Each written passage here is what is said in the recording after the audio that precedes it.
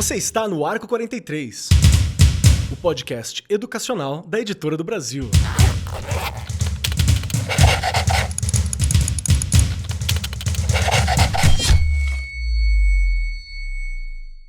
Saudações para você, meu querido professor, minha querida professora, você que acompanha o Arco 43 Podcast, seja muito bem-vindo, muito bem-vinda, muito bem-vindo, cole conosco, porque hoje o tema é um daqueles temas que você, professor, professora, precisa conhecer, porque a gente tem que trabalhar esse tipo de tema em sala de aula. Está entre os pontos mais urgentes possíveis para nós discutirmos nas escolas brasileiras. Hoje a nossa conversa é Histórias de Sucesso, como a educação financeira mudou vidas. Educação financeira é importantíssimo, especialmente para a realidade brasileira, que é tão dispar, né? Tem tantas dificuldades e por aí vai. E para me ajudar nesse papo hoje, nós temos aqui Regiane Taveira, aquela que domina as finanças como ninguém. É pra rir ou é pra chorar? Você é uma diretora de escola, Regiane, tem que dominar as finanças da Não, escola. não, hoje sim, né? Aos 52 já, né? Depois de meio século tem que ter aprendido alguma coisa. Mas a gente sabe que não é fácil, a gente não tinha, né? Ó, já criando polêmica aqui no começo. Lá atrás ninguém te explicava como é que funcionavam as coisas, não. Você ia sofrendo sozinho, ó. Então, mas a gente vai falar disso e o quanto a gente tem que hoje não deixar as nossas crianças e os nossos adolescentes crescerem sem terem as informações e os manejos que eles precisam ter para cuidar da própria vida. Mas bora lá, um dia eu chego lá, Kelly, nesse ponto eu chego lá. Da escola eu cuido direitinho, hoje das minhas finanças pessoais também, mas passei por muitos perrengues. Bora que a gente vai aprender. Aliás, tem um convidado aqui hoje que eu tenho certeza Fantástico. que ele vai nos ajudar muito. Hoje, se a gente não sair daqui, Kelly, com aprender, né, aprendermos tudo que a gente precisa, a gente vai ficar de recuperação. Tá terminando o semestre. Perfeito. Pois a Regiane está dizendo que o nosso convidado de alto garbo e elegância aqui é o Thiago Godoy, que é cofundador da Bem Educação, CEO da Papai Financeiro, mestre pela Fundação Getúlio Vargas, autor do best-seller Emoções Financeiras, livraço, colunista da Infomoney e Vida Simples, Top Voice no LinkedIn e atua há mais de 10 anos com educação financeira, trazendo isso para as redes sociais, conversando com quem está ali precisando, disposto a ouvir e aprendendo muito com ele. Seja muito bem-vindo, Thiago. Bom ter você aqui. Tá pronto para esse papo?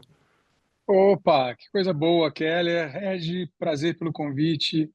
É uma honra estar aqui com vocês falando de um tema que faz parte do meu dia a dia aí há mais de uma década, e é sempre bom aprender, falar, compartilhar, porque eu acredito que todo mundo precisa desse assunto, todo mundo Verdade. precisa melhorar esse assunto de alguma maneira, né?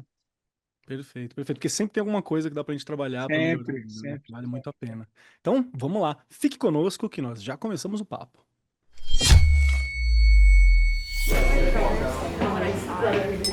Olá, professores! Temos uma mensagem importante para vocês sobre o processo de escolha do PNLD 2026 para o ensino médio. Queremos garantir que vocês estejam bem informados sobre todas as etapas e prazos desse processo essencial. Nós, da Editora do Brasil, estamos ao seu lado, fazendo o possível para facilitar o seu dia a dia e, junto com vocês, transformar o país pela educação. Os professores têm 2 tipos de escolha ao longo do programa. Categoria 1, livros didáticos por área de conhecimento. E categoria 2, livros didáticos de projetos integradores. Vamos trabalhar juntos para garantir que a escolha dos materiais didáticos seja um sucesso. E assim, contribuir para uma educação de qualidade e um futuro brilhante para os nossos estudantes.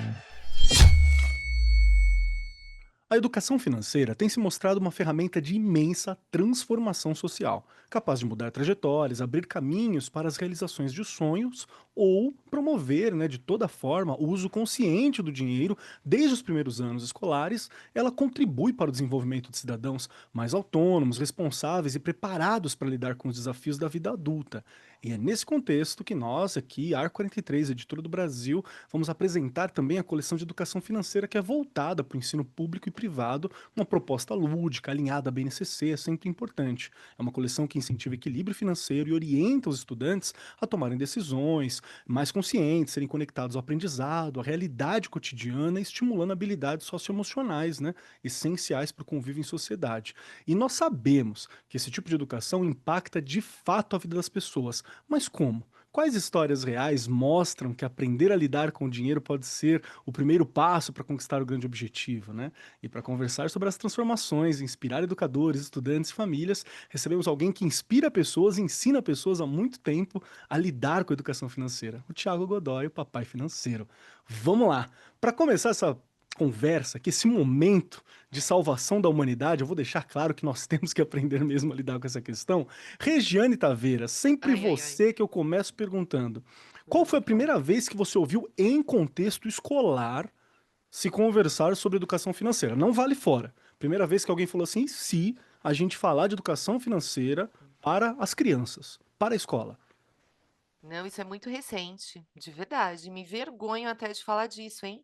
32 Ó. anos na rede, né? Como docente. Isso é muito recente, porque, na verdade, a gente tratava essas questões mais de ensinar o que é o dinheiro, o valor do dinheiro, aquela coisa, né? Como dar troco. É importante, óbvio, não é? Mas a pessoa entender a importância do dinheiro e do dinheiro na vida dela e o quanto isso vai fazer diferença, A né? Porque relação com o dinheiro, né? é isso, né? Educação financeira é ele entender que o dinheiro ele vai ganhar, ele tem que aprender a lidar com ele, o consumo, né? Todas essas questões. Isso é muito recente, Keller, muito recente. Muito. E já abro mais polêmica aqui. A gente, olhando hoje para o docente, aí falando da rede pública, né? Que é onde é o meu cenário, é de onde eu falo. Há pessoas já que sabem fazer um trabalho muito bom, já vi, Uhum. mas há uma grande maioria que ainda tem medo e receio de trabalhar com esse tema. É interessante isso, né? Medo por quê? Eu até a gente vai, né, identificando algumas coisas. As pessoas têm um certo tabu para falar de dinheiro, né? Ah, né? Eu não vou me meter nisso, não. O Vai Brasil tem um que, pouquinho mesmo, né? sabe, assim, até as famílias, não é? Assim, eu sempre ouvi minha mãe falar, até porque minha mãe, todo mundo sabe da minha história aqui, 6 anos de arco. Minha mãe criou os filhos sozinha, era aquela mulher guerreira, e ela falava: não tenho, tem que ganhar dinheiro, é assim, então tinha que dar valor no dinheiro. Criei minha filha desta forma, né? Só que a gente sabe que há muitas famílias que, mesmo no momento, e eu vi isso, tá? De amigos próximos, momentos de dificuldade, não tinham coragem de dizer para o filho: ah, porque ele vai ficar triste. Gente, peraí, né? Triste é você fazer o que não pode, triste é você se endividar, triste é você, né, perder as suas coisas. Então, e assim, eu digo que eu escutei isso também recentemente. Não, é melhor eu não comentar com os meus filhos. Não, gente, né? Desde que você nasce, e vocês sabem que eu sou muito a favor dessa questão de, quando a criança começa a entender, ela já tem que entender sobre quase tudo, né? Para ela ter uma vida que ela se sinta, como é que fala? Que ela possa dirigir a vida dela lá na Uhum. frente, não é? Perfeito, Então, quem perfeito. é o Keller, quem é o Thiago, né? Em que contexto eu estou nesse momento financeiro, né? Com a minha família. A gente tem que conversar com as crianças sobre tudo, não é? Então, é muito recente mesmo que eu escutei realmente sobre educação financeira. Não é uma coisa, 10 anos. Não, tá mentindo. Não. A gente trabalhava o sistema monetário, né? Legal. Que é isso, é verdade, né? E é Perfeito. legal a gente refletir. Uhum. Perfeito, perfeito. Deixa eu puxar agora para você, Thiago, essa questão também. Thiago, o papai financeiro, que eu acho um nome incrível e que trabalha com essa questão do ensino também, que é muito importante. Para você, que hora que começou a se desenvolver a questão da educação financeira, e não só no sentido particular, porque você tem um diferencial muito grande, que é procurar educar, procurar ensinar isso de alguma forma, de formas facilitadas, para diferentes nichos, né, de diversas formas. Que hora que você falou assim, urge se discutir a educação financeira? E já teve alguma experiência com escola? Como é que foi? Que hora que você viu que essa entrada estava mais presente nas escolas? Se bate com a visão da Regiane, que faz um tempo também que Uhum, começou, né, a se falar sobre esse tema em escola. legal. Olha, eu acho que eu tive muita sorte, porque no âmbito pessoal, eu não tive educação financeira, não foi algo formal, nem em casa, nem na escola, muito menos na escola. Eu até conto essa história, eu me endividei uma época, eu era recém-formado, me endividei, fiquei um ano para pagar uma dívida de cartão de crédito, foi horrível. E aí o universo ele é muito interessante, assim, roda a fita, vários anos depois, eu fui chamado para um processo seletivo. Eu trabalhava com captação de recursos para projetos e eu tinha ganhado um prêmio na época, né, de uma campanha de captação de recursos para um grande projeto de educação, de ensino de tecnologia em Legal. 16 países. E aí, na época, meu nome ficou em evidência. E aí, a pessoa que estava fazendo a seleção para a composição da Estratégia Nacional de Educação Financeira, da Associação de Educação Financeira do Brasil, veio até mim, me convidou para um processo seletivo, e era uma coisa assim, meio velada, porque não se divulgou na vaga, não se divulgou quem que era, justamente porque era uma coisa muito grande no mercado financeiro. Acho que eles não queriam divulgar para não crescer o olho, né? Agora a pessoa pediu um salário muito alto. Mas eu tive muita sorte, porque eu acabei sendo contratado, eu entrei nesse processo seletivo e passei, né? Morava no Rio na época e vim para São Paulo, isso foi em 2014, 11 anos atrás. E entrei de cabeça, não sabia o que era educação financeira e de repente eu estava liderando né, uma parte importante desse grande projeto de educação financeira, da Estratégia Nacional de Educação Financeira. Começou o trabalho, então quando começou isso mesmo, a ponta disso começou em 2014, Bacana. onde a gente fez, na verdade, pouca gente sabe disso, a gente desenvolveu os maiores projetos de educação financeira em escolas já implementados no mundo. Projetos piloto, né? Projetos que você desenvolve a metodologia, aplica na sala de aula e depois faz uma avaliação de impacto. A gente fez um grande projeto no ensino médio primeiro, depois um projeto bem grande também no ensino fundamental. Então a gente conseguiu implementar em todos os anos a educação básica e com a parceria do Banco Mundial, a gente implementou toda uma avaliação de impacto, com um grupo de controle, grupo de tratamento, comparamos os grupos, entendemos o efeito disso, e a gente está falando só em piloto, no ensino médio, quase 900 escolas, mais de 20 mil alunos, mais de 2 mil professores, lá atrás, 2014, 15 e tudo mais. E depois a gente fez outros projetos com adultos, mulheres de baixa renda, aposentados, e por aí vai. Então eu fiquei 6 anos nesse projeto, rodei literalmente o Brasil inteiro, do Rio Grande do Sul, Rio Grande do Norte.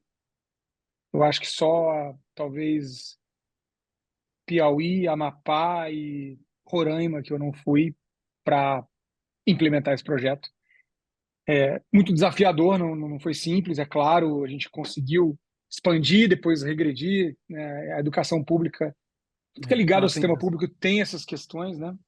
Então a gente acabou fechando com muitas secretarias, implementando melhor e pior em alguns lugares, mas eu aprendi muito e entrei de cabeça nesse mundo da educação financeira. E aí, respondendo a tua pergunta, da minha experiência, isso começou na minha vida junto com o meu trabalho, porque eu acabei entrando nisso. Conheci todo mundo que fazia isso no Brasil e fora também. A gente apresentou o trabalho em vários países, os nossos resultados, né? Junto com o Banco Central, com a CVM, com a Previc, com a SUSEP, que são os reguladores do mercado financeiro, junto com associações privadas do mercado financeiro, né? Febraban, B3, Ambima, CNSEG, todo mundo que regula o mercado financeiro ou que está envolvido no mercado financeiro do Brasil e até os ministérios da educação, etc., justiça, cidadania e tal.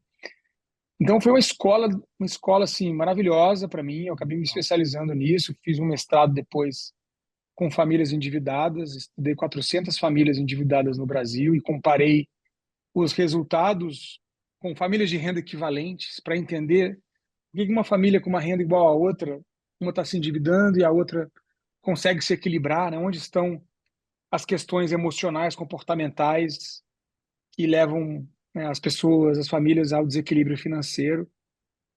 Isso acabou virando meu livro depois. Eu acabei pegando aquilo e transformando num material simples e didático e fácil, né, de ser implementado, um guia mesmo, isso virou meu livro Emoções Financeiras. Depois eu fui para a XP, tocar a estratégia de educação financeira da XP, também ainda na parte de, né, execução e gestão e na parte estratégica disso tudo. E a internet só entrou na minha vida quando eu virei pai. Essa é a questão, né?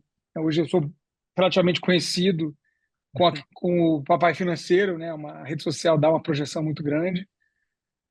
Mas isso tem 4 anos, quando minha filha nasceu e eu comecei a focar em desenvolver conteúdo de educação financeira para as famílias. E hoje virou minha empresa, assim, né? Junto com a Bem Educação, que é um outro projeto em escolas que a gente tem. A gente faz hoje um trabalho de educação financeira. E aí, assim, tem muito que ser feito ainda, né? Por mais que esses projetos tenham sido bem interessantes, ainda é um desafio muito grande. A gente vai nas escolas, não importa se no ensino público, privado, a gente tem gargalos muito grandes, né? O projeto da Bem Educação foca no professor, a gente sabe que é um gargalo muito grande, trazer o professor engajado por esse assunto. Fizemos isso nas escolas públicas, focamos, quando a gente começou a dar mais certo, foi quando a gente entendeu que o professor era o grande, né, embaixador desse projeto, reconhecer esse professor, reconhecer essa escola e fomentar isso. Acho que é uma questão de cultura, né? Sim, a gente trouxe, a Regi falou do tabu, e é isso, assim, o tabu é uma coisa muito profunda. E você não quebra um tabu de um dia para o outro, num curso Verdade. online ou meia dúzia de aulas numa escola, né? Todos os estudos de educação financeira mostram que o processo ele é demorado, e então existe realmente uma repetição, uma formação. Quanto mais tempo você colocar dentro da sala de aula, mais esse aluno vai gravar e implementar isso depois. A gente fez uma análise de impacto com esses alunos do ensino médio, 8 anos depois, comparou, né, esses alunos que foram para o projeto no ensino médio e 8 anos depois, já aos 25, 26 anos, já no mercado de trabalho, e deu um resultado bem interessante. Eles pegam menos crédito, quando eles pegam crédito com juros mais baixos, ou seja, Uhum. a gente Tem um entende que eles sabem raciocínio, né? comparar, eles são menos impulsivos. E tem vários outros dados que mostram que tem efeito a educação financeira. Então, eu acho que tem que ter paciência, mas tem que ter força também, né? Tipo, aí, há 11 anos é pouco ainda, né? Eu conheço pessoas lá fora que estão há 30, 40 anos com essa pauta, e é mudança de cultura. Acho que a gente está vendo já algum efeito e a próxima geração vai ter um efeito ainda maior, né? Perfeito, perfeito. Não, adorei de ouvir e bate muito com a história da Regiane, viu? Provavelmente, Rê, nós discutimos hoje educação financeira por trabalhos como o do Thiago, que aconteceram Sim, naquele período, né? Que veio sim. trazendo pra gente essa discussão. Eu gostei muito de um ponto, Thiago, que assim, além de falar, é claro, sobre educação financeira, né? Você tem uma discussão muito longa e muito profunda sobre paternidade, que é algo que a gente precisa discutir, sempre muito importante dessa discussão no Brasil também. E é mais um tema que nós gostaríamos de chamar você em algum momento para a gente conversar a respeito mais desse trabalho mesmo, da presença da família, da Uhum, questão da escola, né, da educação. Então já fica um uhum, convite aqui para um outro momento nós irmos para essa discussão. E tem um uhum, ponto que eu acho que você pegou que é muito legal. Quando a gente fala sobre trabalhar a educação financeira, para o professor, para professora que está ouvindo a gente, é um pouco difícil e tem esses gargalos. E os gargalos são sim, diversos. Muitas vezes eu vejo que o período do estudante no ensino médio, por exemplo, é 3 anos. Então, o projeto ele precisa se renovar nesses 3 anos. Você precisa começar ele, e no meio dele já tem que estar começando um outro com os novos estudantes para poder ter uma rotatividade. Senão você faz com uma geração só e na outra se E não perde. pega outra. Isso é uma exato. dificuldade, né? É uma dificuldade que a gente Uhum, tem. E a questão de engajar o professor também dá trabalho. Vou dar um exemplo rápido, em particular. Eu fui da primeira turma de professores que foram formados, né, ainda com uma forma meio piloto também, para a ideia do projeto de vida aqui em São Paulo, nas uhum, escolas estaduais. Gente, quando eu peguei o projeto de vida e eu falei, beleza. Falei, agora, para mim não ser um hipócrita, eu preciso ter um projeto de vida e dar uma olhada como é que tá o meu. Aí a uhum, segunda parte foi dar saca. uma olhada na questão financeira, porque veio junto com o projeto de vida essa discussão também, um espaço para essa discussão.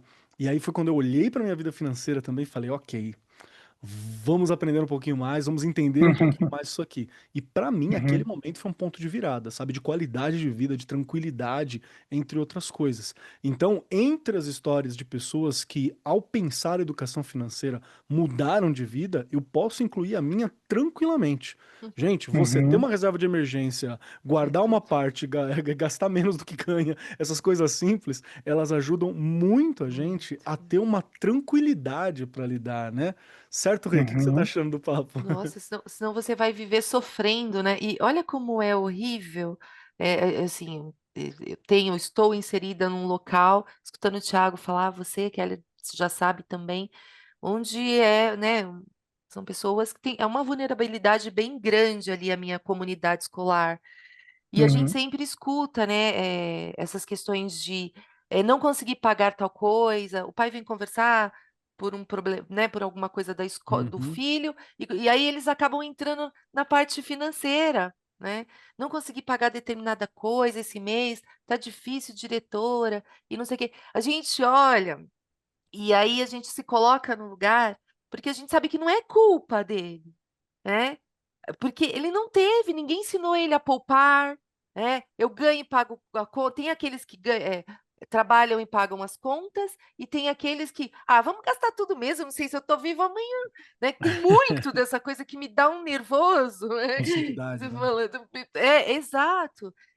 não, E assim, infelizmente, essas pessoas elas não têm culpa. Como a gente, você colocou, né, Thiago? O Keller, que também passou por situações, não é? Mas a gente passa pelas situações para a gente reconstruir a história, para mudar a história, não para continuar repetindo.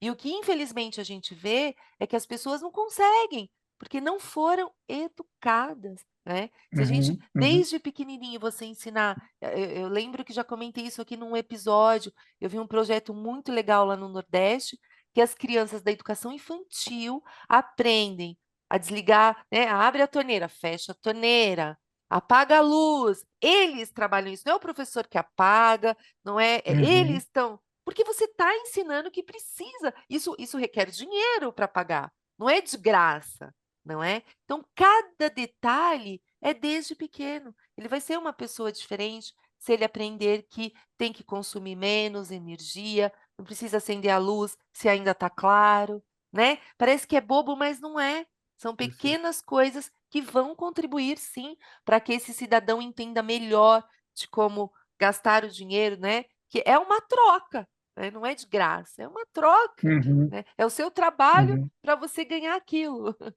Então, Esse é um bom realmente, ponto. Um bom é, ponto. Eu quero até puxar para você, Thiago, nesse sentido.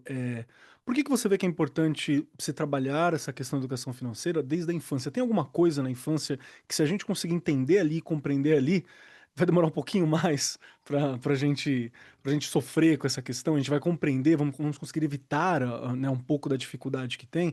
Porque o meu exemplo, o exemplo da Regiane, por exemplo, aconteceu muito tarde. Né? A nossa compreensão sobre Uhum, educação financeira aconteceu muito tarde. Se a gente tivesse aprendido com antecedência, seria melhor. E a sua vida tem um sim. trabalho de ensinar desde a infância, né? Uhum. Porque, na verdade, o que acontece, existe toda uma linha de estudos da psicologia que é chamada de psicologia do dinheiro, que analisa, estuda, né, interpreta o significado do dinheiro entre nós, seres humanos. A gente que inventou isso, né? Isso é uma invenção humana, é uma abstração, né? O dinheiro é uma grande abstração. Ele não tem um valor objetivo, né? Tá com fome, você pode estar com uma mala de US$ 1 milhão. O dinheiro não te alimenta, o dinheiro, né, não mata a sua sede, ele é um meio de troca. Então ele é um conceito abstrato, a gente não se dá conta disso porque a gente já normalizou, né? Nascemos e somos introduzidos a essa questão financeira de uma maneira muito automática. Só que a gente não pode se esquecer que essa abstração, por ser uma abstração, é muito carregada de significado, é muito carregada de várias formas e óticas e maneiras diferentes de se enxergar.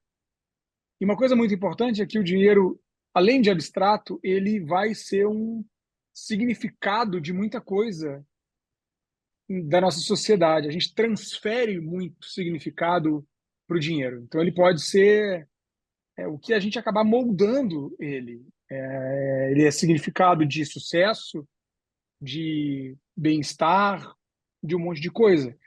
E a tendência nossa é pesar mais para um lado ou para o outro, seja um processo de adoração a isso ou de aversão a isso.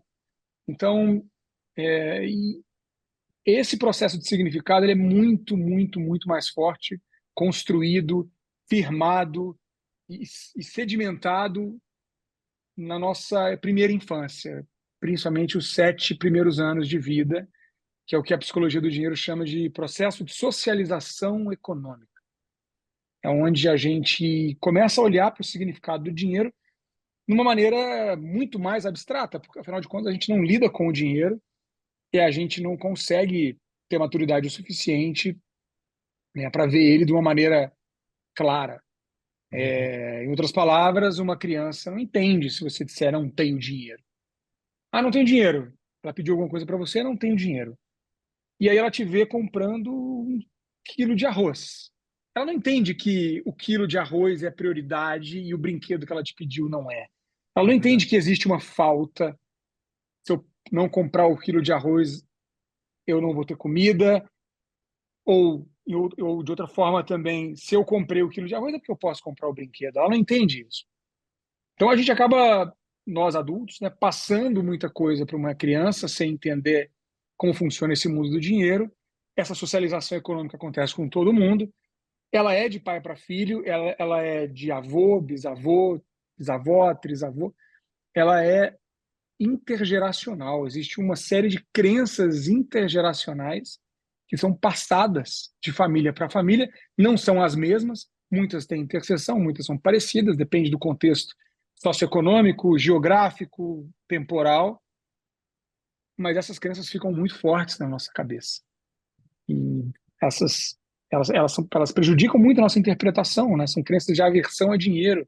Dinheiro é sujo, quem tem dinheiro é corrupto, dinheiro é algo ruim.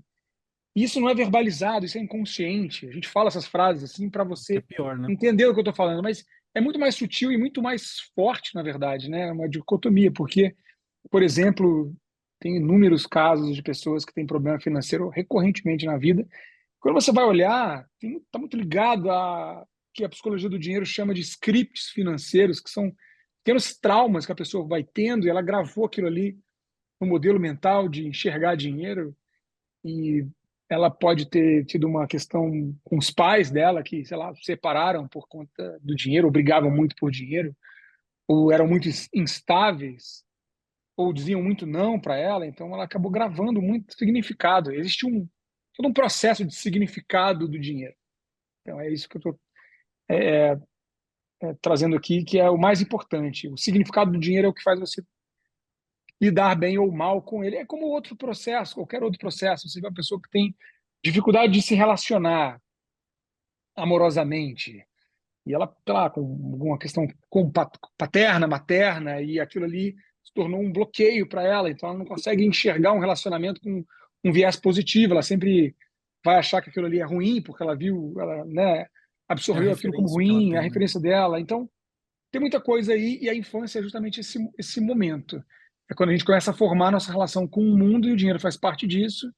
Então, essa criança entende que o dinheiro é tabu, é feio falar sobre isso, e todas essas crenças aí ela vai acabar absorvendo, né? E tem crenças de aversão a dinheiro, tem crenças de adoração a dinheiro, de status do dinheiro, que é mais ligado a mostrar, e de vigilância do dinheiro, que tem a ver com a questão de você querer controlar demais. E tudo isso em demasia é, obviamente, prejudicial. Então, sim, é um fato que é na infância que a gente muda, tem mais potencial de mudança da visão do uso do dinheiro de uma pessoa. Perfeito. O que demonstra a importância da escola nesse momento também, porque, gente, nós vemos uma sociedade onde certos aspectos, é óbvio que a família participando é muito importante, né? Mas às vezes Uhum. a família não tem acesso a essa informação. E como o Thiago muito bem evidenciou aqui, quando nós não falamos sobre educação financeira, você não está dando oportunidade nem de percepção sobre a situação financeira para essa criança, para estudante para o futuro. Então, a única alternativa que ele vai ter é reproduzir aquela relação que ele teve. Então, muito de trabalhar a educação financeira é permitir essa possibilidade, né? É permitir a visão, a consciência, a observação do que está colocado ali. Acho que isso é muito importante, né? Você vê esse pensamento também? Você tem a chance de trabalhar com crianças mesmo, né? Com os anos iniciais. Keller, você sabe o quanto que eu brigo por essa questão de que a escola, ela tem que. As pessoas falam, não, mas isso não é da escola, não é da escola. Hoje, a gente acho que comentou ontem, gravando um episódio, que eu falei, hoje a escola, as salas, não existe, a gente não imagina a sala fechada, tá tudo aberto, né? Porque você vive num mundo onde não tem limite ali. Então não existe, a escola não pode trabalhar isso. Se esses pais, se esses responsáveis desses alunos não tiveram uma oportunidade, nós temos o dever, né, como profissionais da educação, de fazer algo, porque essa criança vai levar para casa o que ela aprende. Olha a Uhum. importância disso, né? Eu já comentei aqui uma coisa boba que eu trabalhando com fita métrica, nunca esqueço isso, lá em 2003, 2004, quando o menino foi para casa e ele explicando para a mãe, e a mãe na reunião de pais, nossa, Regiane, aprendi agora, ele me ensinou. É isso, entende? O que parece que é bobo, não é bobo, é importantíssimo. E essa é uma questão, né, Keller, que a gente já não pode mais deixar para trás. Não dá mais tempo de deixar para trás, né? Já existem países que trabalham com isso desde 2003, 2004, se eu não tô, né, se eu não estiver enganada. Então, olha o quanto que a gente já não é que a gente perdeu, né? Infelizmente perdemos, mas a gente tem coisas na educação que elas têm que ser para agora. Não dá mais para pensar, como será? Como que a gente vai fazer, né? Acho que o Thiago trouxe a questão também aí dos professores. Então, política pública, vamos formar esses professores, já que eles não se sentem preparados, ou talvez pegar alguns professores que, não, eu quero fazer. Aliás, olha que interessante, né? Falando desse assunto com a minha vice-diretora, ela está fazendo uma pós-graduação agora, que é de graça, ela conseguiu, ela se inscreveu, sobre educação financeira, Ai, que legal. tá? E ela falou, Rê, tenho visto tantas coisas, né? Olha aí, ela se inscreveu, entrou de graça. Então, assim, se você se sente, né, mais apto a falar do assunto, vai fazendo o que aparece. Aliás, se eu não me engano, Thiago, os bancos fazem eles fazem Uhum. formações, né? Dá para você ir fazendo formações em outros lugares, né? Mas também a gente, né, pedir para, eu brinco, né, pedir lá para Deus, para Deus que, né, aí políticas públicas, dá para fazer bastante coisa, a secretaria que a gente aqui em São Paulo, e a gente tem outras secretarias da educação gigantescas, né, que dá para fazer. Então pensar nisso, né? Não Uhum. deixar a gente fazer, não, como é que fala? A gente parar de fazer aquilo que a gente não entende direito, a gente precisa de ajuda, e quando a gente precisa de ajuda, a ajuda tem que vir, né? É possível. Perfeito, perfeito. Totalmente. Só para puxar mais uma questãozinha, assim, antes da gente ouvir algumas histórias, né? Eu queria conversar com você, Thiago, também sobre uma questão. Se você pode falar para a gente, para auxiliar o professor aqui a entender minimamente sobre a educação financeira, obviamente não é uma formação, né? Convido a todos para acompanharem o Thiago, porque ele está sempre dando dicas ali que você pode reproduzir em sala de aula, você pode trazer os vídeos, tem muita coisa bacana que dá para acompanhar. Então, no fim, vai estar colocado aqui no post também as redes sociais, no fim, nós vamos repetir todas elas aqui, que é uma forma de trazer esse conteúdo para a sala de aula também, se o professor sente que não tem as referências, o gabarito, a forma, né? Não tenho nesse momento um material didático adequado, então já dá para você trabalhar com outras formas, inclusive utilizando a presença do Thiago que está aqui com a gente. Mas me ajuda a pensar, Thiago, também uma questão que é quais são os maiores erros que você percebe que são cometidos pelas famílias ou que está presente na juventude quando a gente fala sobre essa falta de educação financeira? Porque tem uma outra questão que quando a gente reproduz o que é feito na nossa casa e por aí vai, muitas vezes está Uhum. reproduzindo também uma cultura de um outro tempo. Eu dou esse exemplo Uhum. pelo meu pai. O meu Perfeito. pai, ele tinha uma forma de lidar com a questão financeira dele que é uma forma que depende bastante do crédito, porque na geração dele os juros não eram tão altos, algumas coisas estavam um pouco mais acessíveis, ou ele compreendia melhor esse sistema, esse lidar. Só que os sistemas também evoluem ao longo do tempo, né? Não são Sim. mais as mesmas coisas. E é por isso que é importante ter pesquisadores, ter pessoas como o Thiago, como os materiais didáticos que estão atualizados. Porque a educação Uhum. financeira que você teve há 10 anos atrás não necessariamente tem todos os mesmos princípios da que você precisa para hoje, que também talvez não tenha os mesmos princípios da que você precisa para o futuro. Então é importante refletir Uhum. sobre isso. Então hoje, quais são os principais erros, assim, as principais mancadas que você percebe que acontece muito ou Uhum. nas famílias ou na juventude ou que afetam o jovem? Legal. Eu acho que você falou bem sobre o tempo, né, e a mudança do mercado e das opções. Isso é importante, claro. A poupança há 40 anos era o melhor investimento que tinha. A poupança foi criada em 1861, então são aí 160 e poucos anos. E hoje, obviamente, existem opções muito melhores. O meu avô, por exemplo, não tinha dinheiro no banco. Qualquer dinheiro que ele conseguia juntar, ele comprava um terreninho, que era o que ele conseguia ver. Ele não acreditava que o banco. Ele tinha medo do banco sumir com o dinheiro dele, né? Então, acho que isso tem a ver com as crenças, né, que são carregadas, e você falou muito bem, o que era certo há 10 anos não tem que ser certo hoje, e espero que não seja, né, porque a gente está mudando, está evoluindo, está Sim. melhorando.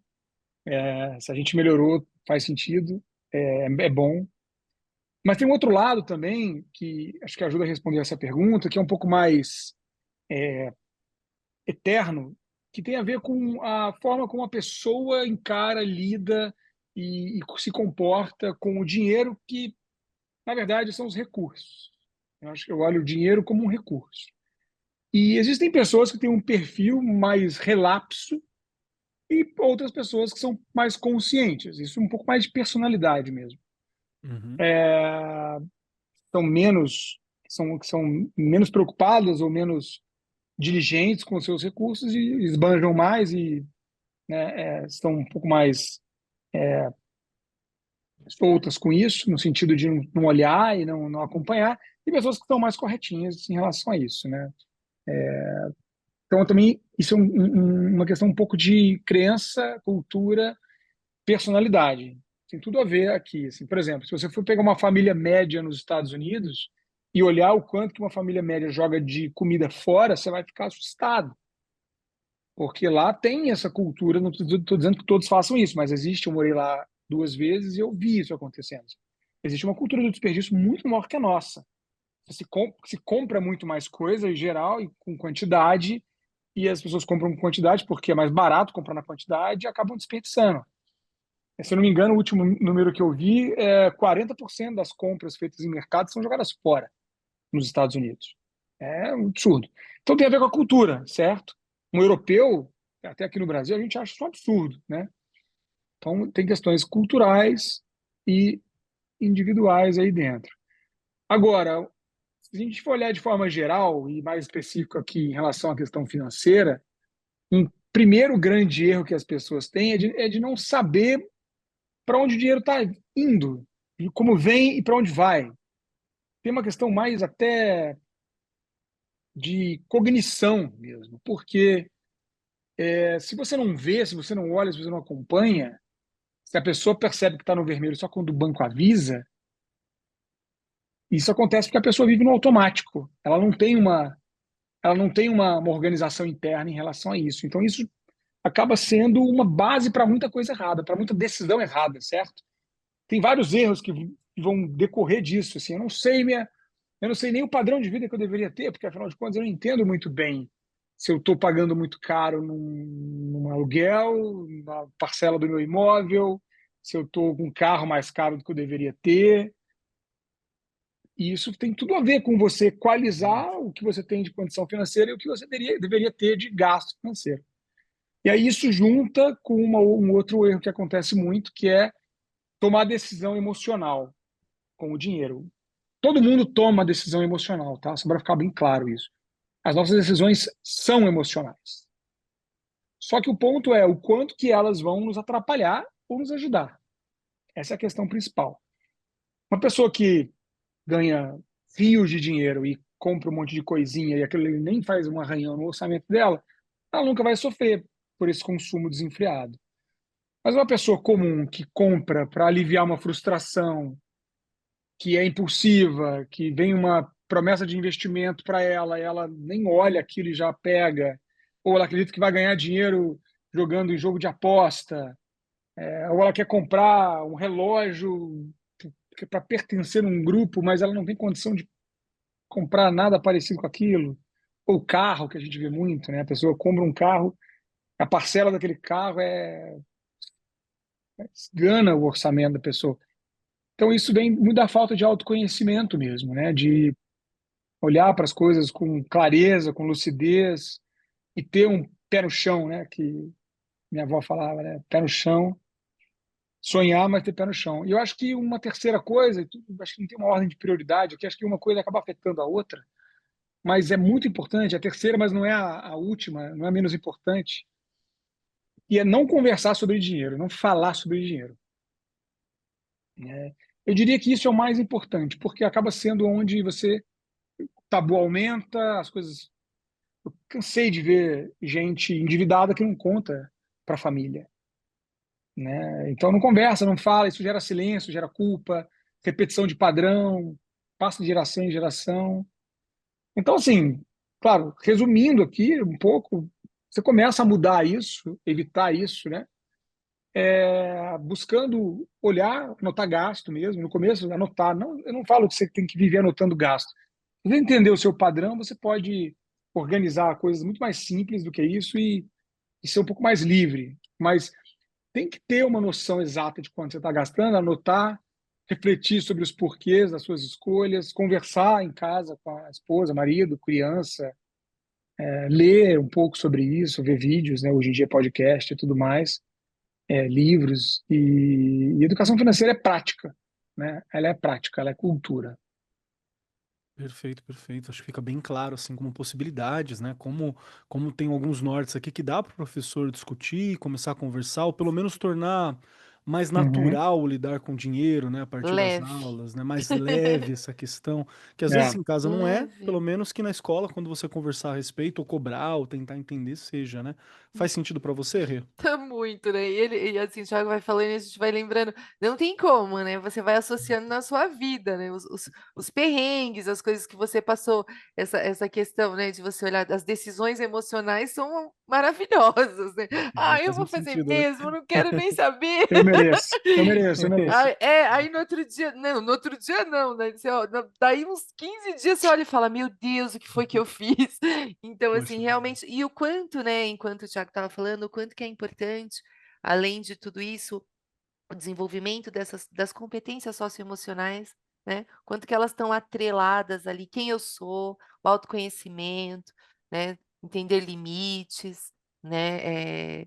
Gente, quando você vive numa família, né, você tem que pensar no outro, então você não pode pensar só em você em determinados momentos. O quanto que é importante tudo isso na família também, né? Para que você, Uhum. então, consiga ali usar bem o seu dinheiro. Mas eu escutando o Thiago, lembrei de uma frase que eu usei com a minha filha quando ela era pequena, e foi muito engraçado. Engraçado, e depois para tirar, é que aí no momento que eu não podia fazer determinada coisa, eu falei: "Olha, Milene, né, não quero", como é que foi que eu falei? Viver perigosamente. Você quer viver perigosamente? É o único dinheiro que eu tenho aqui. E ela olhou para mim assim, né, e ela brincava, às vezes olhava: "Vamos viver perigosamente?". Não, não dá, porque a gente tem que falar que tem uma reserva, e que, né, para uma emergência, né. E eu usei justamente que eu só tinha esse dinheiro, vamos viver perigosamente. Então são coisas que a gente realmente vai, né. E ela não vive, viu, perigosamente, é bem cuidadosa, aprendeu. ela estava querendo viver perigosamente com o seu dinheiro, você Com não o meu entendeu. dinheiro, Acertou. exatamente. Perfeito. Você ouvinte, fique conosco que nós já voltamos. Quer conhecer uma novidade que pode transformar a sua trajetória educacional? O Sistema Versa é um sistema de ensino que vai impulsionar os jovens rumo às melhores universidades do país. Com uma metodologia comprovada de alto desempenho e aprovação, o Versa foi projetado para maximizar o tempo dos estudantes, utilizando tecnologia educacional avançada que prioriza os conteúdos mais relevantes dos vestibulares e do Enem. Esse ecossistema completo conta com 12 volumes únicos, simulados estilo Enem, portal educacional, aplicativo e muito mais. Com o sistema Versa, a editora do Brasil oferece as melhores ferramentas e recursos para garantir o sucesso educacional. Conheça mais sobre essa inovação e como ela pode fazer a diferença na vida dos seus estudantes. Muito bom. A gente vai entender um pouquinho mais sobre o que é a educação financeira e sobre a importância de conversar sobre educação financeira dentro de escolas, né? Tiago, eu queria te fazer uma pergunta, assim, que é parte do mote da ideia desse episódio. Porque muitas vezes a gente fala sobre o que fazer, né, sobre a importância, e às vezes não chega no professor, não chega no ser humano, porque nós gostamos de história, sabe? Parece que o storytelling, a compreensão, o causo, essas coisas, o cautionary tale, né? Esse não faça ou faça, tal pessoa fez, foi assim. Parece que ela funciona muito com a gente. Então, queria saber Uhum, se você tem alguma história bacana que pode ser compartilhada sobre essas mudanças de vida, sobre as possibilidades que a educação financeira traz, nesses uhum, 10 anos, né, para mais aí que você está se hum, desenvolvendo com esse assunto e com todos os tipos de pessoas possíveis, né? Todos os tipos de é. brasileiros que nós temos. O que que você pode compartilhar com a gente? Nossa, muita história. Olha, desde na época que eu trabalhava com escola pública, mais, né? Hoje a gente está mais nas particulares, por enquanto, mas já rodei muito escola pública, então a gente via muita história, assim, por exemplo, de um jovem que começou a levar a educação financeira para casa e os pais viviam endividados, a mãe e o pai viviam endividados, e aquilo ali era um problema para a família, e esse jovem começou a trazer consciência, começou a conversar dentro de casa, e foi ajudando a família a mudar. E os pais vieram falar quanto que eles estavam mudando de vida por conta do filho de 15 anos, que estava trazendo uma visão diferente da que eles estavam acostumados a replicar. Então, isso aconteceu de formas diferentes, muitas vezes. É, olha, teve a aluna minha também, por exemplo, que, assim, eu estou falando de uma história aqui, mas várias parecidas, assim. Mas teve uma aluna, por exemplo, que ela chegou na mentoria para, né, aprender e logo no primeiro dia ela compartilhou que ela tinha um problema, que ela, na verdade, ela ganhava mais que o marido, mas ele era muito organizado Uhum. e ela não era organizada. E aí o que aconteceu foi que a mãe desse marido dela, né, a sogra, teve um problema, precisou operar, fazer uma cirurgia e ela pegou e pagou a cirurgia, porque ela ganha mais. E ela acabou ficando endividada, porque o dinheiro não era suficiente, ela não tinha o dinheiro suficiente. E aí ela, ao achar que o marido ia ficar muito decepcionado com ela por saber que ela se endividou, ficou arrastando a dívida. Putz, só Ficou piorou. meses, meses e meses. E olha só que interessante, assim, ela, contadora, tá? Para também quebrar um tabu. Pessoas que são da área financeira, contabilidade, mercado financeiro ou área de exatas, não tem nada a ver essa pessoa ser boa com a vida financeira dela, tá? Uma coisa é você ser boa com números, outra coisa é você saber tomar boas decisões financeiras. São coisas bem diferentes, totalmente diferentes. Então, essa aluna, ela contadora, estava enrolada há meses e ela não tinha coragem de falar para o marido. E o que fez ela mudar totalmente, depois das conversas que a gente foi tendo ali no grupo, foi que ela foi lá e contou para o marido.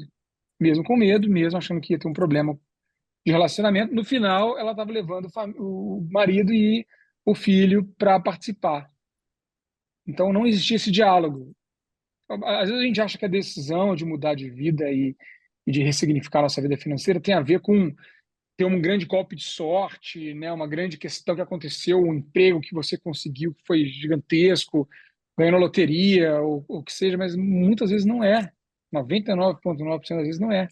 O que muda é você tomar uma atitude, e essa uma atitude que você tomou deu fim a um padrão. Outro exemplo, tá?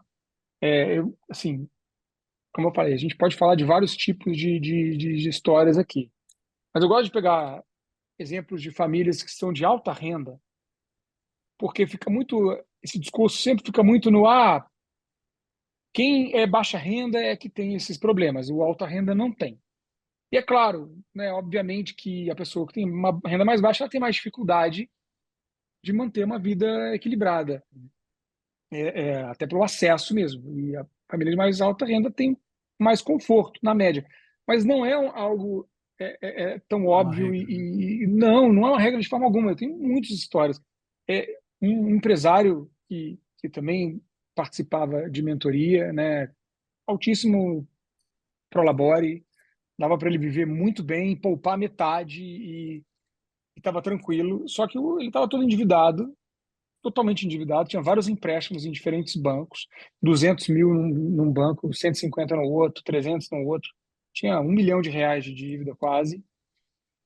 E qual que era o problema dele, né? Assim, ele tinha uma ex-mulher, tem, né? Uma ex-mulher, duas filhas que moravam com a mãe, ele sustentava elas ainda, as três tinham um cartão de crédito dele, e ele não sabia dizer não. Uma dívida dele, assim, uma das dívidas dele, era porque ele pegou um empréstimo para pagar uma viagem para Disney para as filhas, para a ex-mulher, que elas pediram e eles fizeram uma grande viagem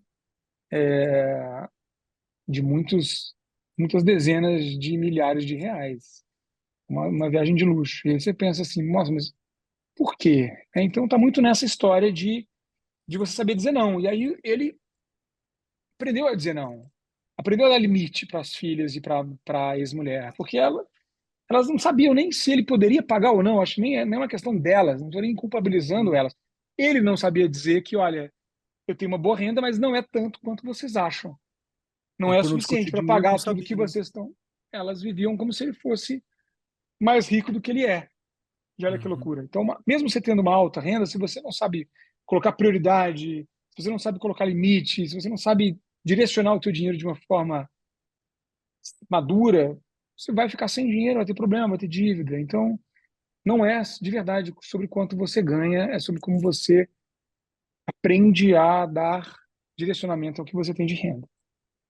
Perfeito, perfeito. Olha que dica boa, olha que história bacana, né? E Uhum. novamente, para quebrar aquele tabu de achar que, não, só a galera da classe C que tem dificuldade. É, Não, inclusive tem pessoas da classe C que administram muito bem o dinheiro que tem e bem Sem conseguem, dúvida. melhor. né, sua renda, No meu consegue ter suas mestrado, eu contas, vi, eu né? comparei rendas equivalentes e vi muitas famílias de baixa renda, até a classe D, que é bem limitado, mas que conseguem sim equilibrar, pagar as contas em dia, não fazer dívida, conseguir juntar aos pouquinhos o dinheiro ali, comprar as coisas, troca de geladeira, compra máquina de lavar e consegue, não parcela tudo em 12 vezes.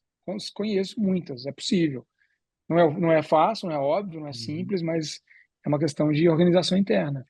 Perfeito, perfeito. Eu gosto muito do teu conteúdo, Thiago, porque uma das coisas que você faz, que eu acho que é um diferencial também, é justamente falar que o que você precisa fazer é aprender a lidar, sabe? Não tem aquela rigidez do anote todos os gastos, se você puder é legal, É, né? Se você puder é bacana, mas não tem aquela rigidez e também não tem aquela coisa proibitiva, né? Ninguém tá falando que não é pra você viver, é pra você viver com consciência, né? Ninguém tá falando que não é pra perfeito. você não fazer as coisas, mas é você saber o Sem dúvida. momento. A viagem pra Disney, planeja um pouquinho antes, dá pra ser ano que vem, né? Dá pra ser Perfeito. num próximo momento, Equilíbrio. talvez desse pra fazer, É né? isso. É Certo, isso. Rê? Uhum. Equilíbrio, não é? E como em tudo, né? A gente tem que, eu falo, né? Tem gente que fala, eu aprendi muito tarde. Tem gente que não aprende nem tarde. Mas a gente tem que, é o que eu falei, você ir realmente ressignificando algumas coisas na sua vida e a gente como professor, né? E como professora, e você sabe disso, Keller, o quanto que é difícil, né? O professor dá aula em 2, 3 escolas, cada Uhum. dia pega lá, sei lá quantos alunos passam pela mão dele todo dia. Não é uma coisa tão simples, não é? Mas a gente sabe que nós, como pessoas, precisamos disso. E se a gente vai aprendendo na profissão, é super importante, porque você vai contribuir muito. Você mesmo colocou a questão do projeto de vida. Lembro quando você pegou as disciplinas de projeto de vida, que está tudo muito atrelado à questão financeira, né, à educação financeira, e o quanto a gente, como professor, em determinados momentos, vai, vai ter que falar disso, entender um pouco mais disso, para realmente contribuir lá no processo de ensino e aprendizagem dos nossos alunos, que não é só conteúdo, né? Para você formar um cidadão hoje, tem muitas outras coisas que a gente precisa ir atrelando nessa educação que a gente quer para o futuro. E eu acrescento para os professores que estão acompanhando a gente que, assim, sei lá, qual que é o melhor momento para aprender sobre educação financeira? O melhor do melhor momento é 5 anos atrás. Esse é o primeiro melhor momento. O segundo melhor momento É é hoje, tá agora. ligado? É nesse momento, você ir atrás, né? É E a sua já. chance de trabalhar com os estudantes é permitir que esses 5 anos aconteça com eles mais cedo também. Com Acho que é certeza. isso, né? Já tá dando o nosso horário aqui. Deixa eu avisar você, Thiago, que está aqui com a gente, que para finalizar esse programa, algo acontece. Nós temos uma prova aqui que acontece nesse momento. Olha, É o seguinte, tem que muito responder bem. 3 questões dificílimas. A primeira dela é, se você gostou do programa, o que você achou do nosso papo? Olha que complicado. A segunda delas é, onde eu acho o Thiago? Quero conhecer mais sobre o papai financeiro, quero entender um pouquinho mais, quero passar na minha sala de aula, quero conversar sobre meus estudantes, quero conhecer mais sobre os seus projetos, quero saber sobre a Bem Educação, quero saber sobre a Papai Financeiro como empresa, como é que eu faço, né? Como é que eu faço para conversar com o Thiago? E terceiro, um pedacinho seu, uma dica, algo que você indica para os professores para acompanhar eles ao longo da semana. E para dar tempo do Thiago pensar, Regiane Taveira, 3 perguntinhas para você, minha querida. O que você achou do Vamos. programa? Onde eu encontro a Rê? Pedacinho da Rê para ficar junto comigo. Adorei, né? Foi um aprendizado e de muitas reflexões, né? Você vai lembrando de cada coisa, você começa a rir, você fala, chorar, né? É muito bom. Aliás, eu falo que a cada programa a gente sai diferente, não tem como não sair diferente, não é? É conhecimento. E essa sensibilidade que, né, acho que a gente trouxe hoje no programa para falar sobre isso e o quanto que é importante não só falar, mas ter conhecimento para falar, né? Ir atrás, que é o que a gente também comentou aqui, nem tudo é pago, dá para você ir atrás aí de cursos, né? E tentando melhorar para você mesmo. É uma coisa que vai melhorar a sua vida. Eu amei o programa, muito bom, foi uma delícia. E eu tô aqui no Arco 43, tô lá no Instagram e tô lá no chão da fábrica onde tudo isso aí tem que acontecer e a gente está lá lutando todo dia para fazer com que aconteça, né? Que eu falo que quando a gente desistir, quando a gente deixar de ter esperança, como dizia meu Paulo Freire, a gente então não tem mais como estar lá na escola. Então a gente continua tendo esperança que as coisas vão mudar e que no futuro, né, olha só, nossos, né, adolescentes, as nossas crianças de hoje serão aí adultos que vão saber lidar com o dinheiro. Olha que sonho, né? A gente torce para isso o tempo todo. Fica como dica aqui hoje, Keller, a questão de não ter vergonha de falar, não sei fazer, Boa. tá? Porque às vezes, né? Ô, professora, você pode trabalhar isso aqui? Aí a pessoa, até por, né? Ai, não vou dizer que não sei, fala, não sei, né? Vamos pensar também aí nas formações, gente que é, né, os gestores de escola, gente, se não sabe, se a gente tem dificuldade também de falar, levar pessoas. Tem pessoas que vão lá trabalhar nos nossos horários de trabalho pedagógico, fazer uma formaçãozinha, dar dicas, não é? Eu acho que falar não sei e tentar mudar esse não sei para estou tentando e vou conseguir e vou chegar lá. Eu acho que isso é super importante, não é? Foi uma Perfeito, Rê. delícia o programa, muito obrigada. Eu que agradeço. Obrigado, viu, Rê, pela sua forma de falar, pela sua preocupação, por trazer sempre essas exortações, né, para os professores que são importantes, se você prestar atenção, gente. Nós estamos lá, a gente tem que tomar conta, tem que tomar cuidado, tem que ter essa atenção. Então é muito importante. Tiago, chegou a sua vez então. Lembrando, se você gostou do programa, segundo, como eu acho o Thiago, e terceiro, um pedacinho, uma dica, algo do Thiago para acompanhar aqui nos nossos corações e mentes. Legal. Ó, primeiro, gostei demais de participar. Obrigado pelo convite. Excelente esse papo aqui, muito tranquilo e muito bacana a troca aí com vocês, né, Keller e Regi. Vocês me acham na internet, né, no @papai financeiro, Instagram, TikTok e YouTube, @papai financeiro, no site papaifinanceiro.com.br e na Bem Educação, bemeducação.com.br. pode mandar mensagem direct para nós, tá? O e-mail também, contato@papaifinanceiro.com.br. Na Bem Educação tem também o site lá. No site lá tem um lugar para fazer o contato. Então, se você é escola, está aí assistindo, né, é professor, é diretor de escola, da equipe pedagógica, quer entender como é que é o projeto de educação financeira que a gente faz, é só entrar em contato ali no site bemeducação.com.br, que a gente vai mostrar para você. É um projeto bem interessante, com todo o desenvolvimento de habilidades, né, socioemocional, e que considera esse indivíduo numa questão humana. Não é, a gente não ensina um garoto a querer ser o próximo tio Patinhas, a gente não ensina a criança a ser uma criança com ambição financeira demais. É sobre comportamento e sobre atitude, sobre autoconhecimento. E minha dica é justamente essa aí para o professor e professora que está nos assistindo, que a educação financeira é realmente uma questão de habilidade. Quando a criança aprende a planejar, ela desenvolve mais organização, ela desenvolve mais foco. Quando a criança junta um dinheirinho lá para comprar alguma coisa, ela está aprendendo, na verdade, é disciplina, é paciência. Quando a criança decide dividir lá o dinheiro dela, fazer uma doação, ela está exercitando empatia, generosidade. Então, na prática, a educação financeira é uma grande escola de autocontrole, autorresponsabilidade, tomada de decisão, e o mais bonito é que isso não precisa ser feito numa planilha de Excel complexa. Isso é feito numa conversa, né, sobre o que vai comprar no mercado, sobre como é que você vai usar a mesada, sobre valores. Então, na verdade, é uma formação de caráter. Essa é a vida real, formação de valores. Então, essa é a mensagem que eu quero deixar no coração dos professores aí, para levarem a educação financeira para dentro da sala de aula. Show de bola, show de bola. Muito obrigado, Thiago. Obrigado pelo seu tempo, obrigado pelo seu trabalho.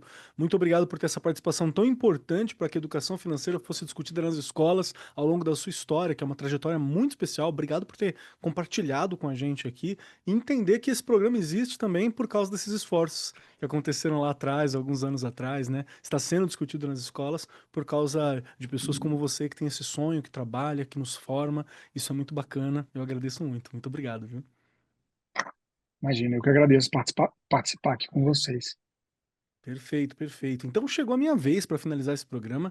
Quero dizer que eu amei. Eu gosto muito de discutir sobre todos esses temas que envolvem os projetos de vida, as questões socioemocional e até educação financeira, porque eu já disse no programa e eu repito, educação financeira é algo que salvou minha vida e minha sanidade também, no sentido de permitir que eu tivesse um melhor controle emocional, que eu tivesse uma tranquilidade maior. E, gente, nada paga a tranquilidade, tá? Isso é algo que a gente tem que ter como norte, é muito importante, viu? Então agradeço muito. Quem quiser me acompanhar por aí, @cobkeller, K-O-B Keller, lá no Instagram. Tá um pouco longe as coisas no Instagram, os videozinhos de filosofia ainda não voltaram, mas é porque eu tô trabalhando bastante, tem live sendo feita, tem muita coisa acontecendo no momento. Daqui a pouco eu volto, então me aguardem. Vai lá que me aguarde que eu tô chegando. E de vez em quando tem uma foto do meu gato, uma foto de onde eu tô, a comida que eu tô comendo, porque ainda é um Instagram bem pessoal de muitas formas, tá bom? Então pode seguir lá. E você me encontra também aqui no Ar 43, junto com Regiane Taveira e grande elenco, discutindo sobre educação, né, fazendo essa formação com vocês. Isso é algo que é muito bacana. E a minha dica eu já falei aqui hoje e eu vou repetir para você, professor. O melhor momento, o segundo melhor momento para você aprender sobre educação financeira é hoje. Então, corre atrás, tá bom? Dá uma olhadinha, se prepara para isso. Aproveitar que nós temos aqui o autor e falar que o Emoções Financeiras, né, um guia para transformar a sua relação com o dinheiro, em liberdade e tal. Esse livro está disponível, você encontra em diversos locais. E, gente, tem muita coisa que é passo a passo, sabe? Compreensão, aplicação, como lidar. Vale muito a pena você dar uma olhadinha. E para quem quiser trabalhar, olha ele aí, esse mesmo. E para quem quiser dar uma olhadinha para a sala de aula também, nós temos Educação Financeira da Editora do Brasil, que te traz um ponto didático para você trabalhar tanto com os anos iniciais quanto com os anos finais. Então é muito legal, dá uma olhadinha lá no site. Você já tem aqui coisa suficiente para auxiliar os seus alunos a modificar a vida deles, né, a preparar a vida deles e modificar a sua vida a partir desse momento. Então, vai atrás porque vale a pena. No mais, lembrem-se, sigam a Editora do Brasil nas redes sociais, especialmente lá no Instagram, no @Editora do Brasil _oficial, para você ficar por dentro de todas as novidades, tudo que está acontecendo, as possibilidades, facilidades e tudo que a Editora do Brasil disponibiliza, fornece e auxilia você, meu querido professor, minha querida professora. Eu sou Marcos Keller e até semana que vem. Gravação e edição Agência Bowie. Produzido pelo Departamento de Marketing da Editora do Brasil. Diretora de Marketing, Helena Posses Leitão. Supervisora de Marketing, Lívia Garcia. Siga-nos nas redes sociais. instagram.com/editora do Brasil _oficial, facebook.com/editora do Brasil, x.com/editora do Brasil e youtube.com/editora do Brasil.